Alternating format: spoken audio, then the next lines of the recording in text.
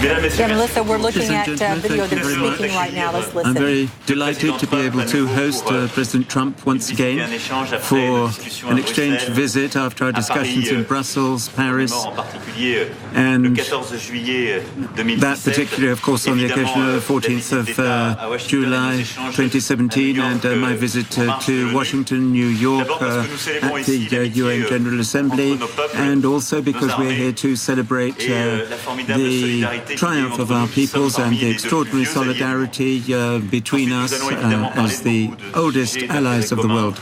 We also have a lot of topics in common to talk about: Syria, the international agenda in general, Africa as well, and obviously I'm going to share with President Trump my views about the strategic capability of Europe taking more of a part within NATO, of course, to defend itself, and I'm extremely glad to be able to host President Trump and his First Lady, and we will be dining together tonight. After a very important time in your domestic policy, I do appreciate the fact that you came here, Donald, after your visit for Bastille Day in 2017 and our state visit in Washington beginning of this year. I think it's very important to celebrate our soldiers and the great solidarity between our two nations. And we are the best and more ancient allies. And this is what I told our people. Obviously, we will discuss about a lot of topics: Iran, Syria, Yemen, Africa, trade, climate, and a lot of common global issues. And obviously we will discuss about as well our defense cooperation, which is very important. And I do share President Trump's views that we need a much better burden sharing within NATO.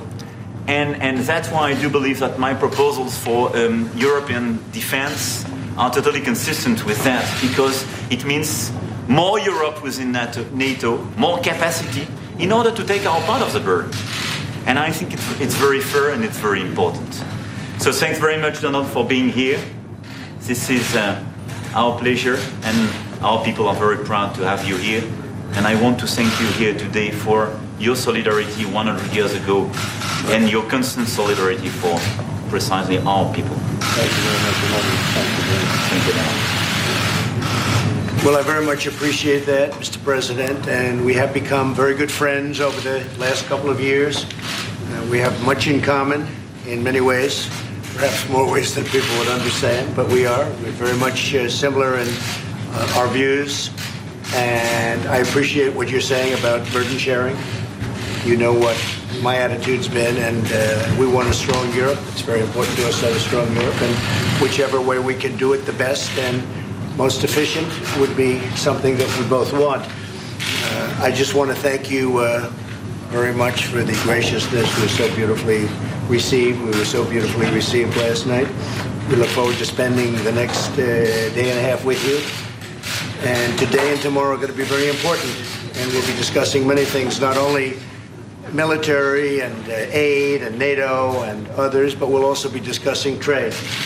And we've been discussing that for a little while. I think we've made a lot of progress. We'll see if we can get it over the line, as they say. We'll see what happens, but trade is very important.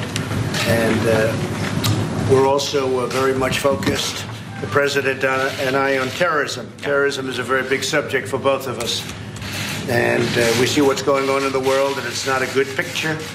But we've made a lot of progress. We've done things together that were quite bold recently, 6 months ago, very bold. And terrorism will be a big factor and a big part of our discussion today. So I want to thank everybody for being here. And Mr. President, thank you very much. Mr. Trump, you say you felt insulted by what Mr. Macron said about Europe making its own defense. Can you explain? We're getting along from the standpoint of fairness, and I want it to be fair. We want to help Europe, but it has to be fair. Right now, the burden sharing has been largely on the United States, as the President will say, and he understands that. And he understands that the United States can only do so much in fairness to the United States. So we're rebuilding our military. We just had approved $716 billion. The Year before that, we had 700 billion. So we're almost completely rebuilding our military with the latest and the greatest.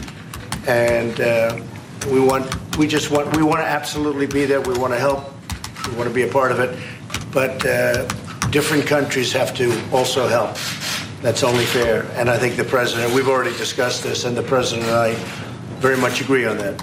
I do agree. I think we work very closely together in Syria. President Trump reminded you what happened the 13th of April this year. We worked very closely together to make a superb operation against chemical weapons used there. And we work very closely together in Middle East, in Africa, and so on.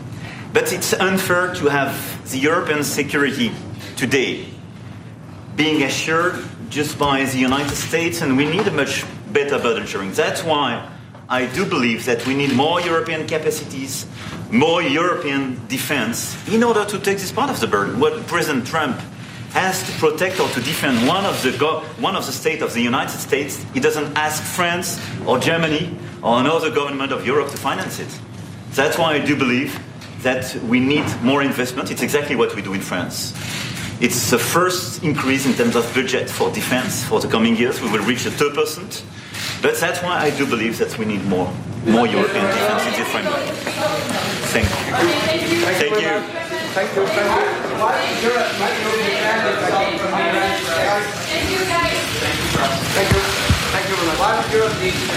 All right, you've been watching President Emmanuel Macron. He is hosting currently his U.S. counterpart, Donald Trump, at the French presidency, the Élysée Palace. That's in central Paris. So they're going to have a one-on-one meeting that's going to last about 25, 30 minutes. Then they will have another 30 to 40 minute of meeting with their teams and their advisors. After that, the first ladies are scheduled to arrive at the Élysée Palace, and the two presidential couples will have lunch there before parting ways. Caitlin Collins, our White House correspondent, she's at our Paris bureau. She's been listening in on this. Caitlin, I'd like your take on this. To me, this is kind of surreal, because this trip started with a spat between Mr. Macron and Mr. Trump over defense spending, how much Europe was going to take part in its own defense. And when I listen to them, I don't hear that much disagreement between their viewpoints.